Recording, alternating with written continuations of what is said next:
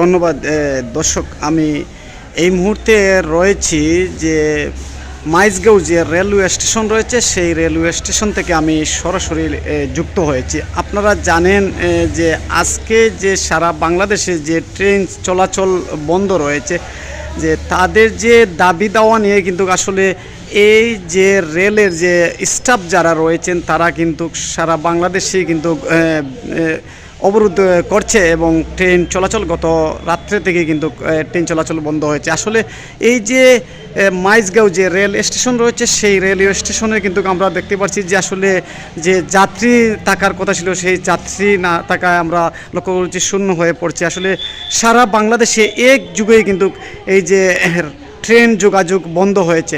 তো একটু আগে আমরা একটি খবর পাচ্ছি যে এখন পর্যন্ত কোনো সিদ্ধান্ত হয় না, তারা আলোচনার মধ্যে কিন্তু রয়েছে যে যারা কর্মকর্তা এবং কর্মচারী যারা রয়েছেন তারা কিন্তু আলোচনার মাধ্যমে রয়েছে। তো যতটুকু জানি যে হয়তো আজকে রাত্রের পর থেকে কিন্তু হয়তো সম্ভবত ট্রেন চলাচল স্বাভাবিক হওয়ার সম্ভাবনা রয়েছে, এই বিষয়ে আমরা লক্ষ্য করেছি। এবং আমরা যে ঊর্ধ্বত কর্মকর্তা যারা আছে তাদের সাথে আমরা কথা বলেছি, তারা আমাদেরকে জানিয়েছেন এখন পর্যন্ত কোনো সিদ্ধান্ত তাদের কাছে আসেনি।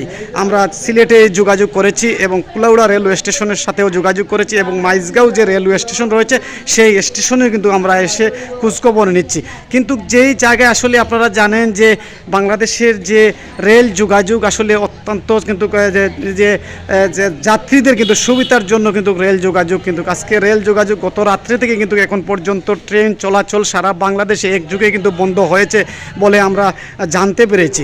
তো আমরা আসলে রেলের যে কর্তৃপক্ষ যারা রয়েছেন তাদের সাথে আমরা কথা বলেছি, তারা আমাদেরকে জানিয়েছেন এখন পর্যন্ত কোনো সিদ্ধান্ত হচ্ছে না। আমরা জিজ্ঞাসা করেছি যে কী জন্য যে এই যে গত রাত্রে 12টা থেকে এখন পর্যন্ত যে রেল যোগাযোগ বন্ধ রয়েছে সে কী কারণে রয়েছে। তো তাদের যে দাবি দেওয়া রয়েছে সেই দাবি দেওয়ার জন্য যে তাদের রেলের যে যারা কর্মচারী এবং শ্রমিক যারা রয়েছেন তাদের দাবি নিয়ে কিন্তু আজকে তারা যে কর্মবিরতি পালন করছে, অর্থাৎ ট্রেন চলাচল বন্ধ রেখেছে।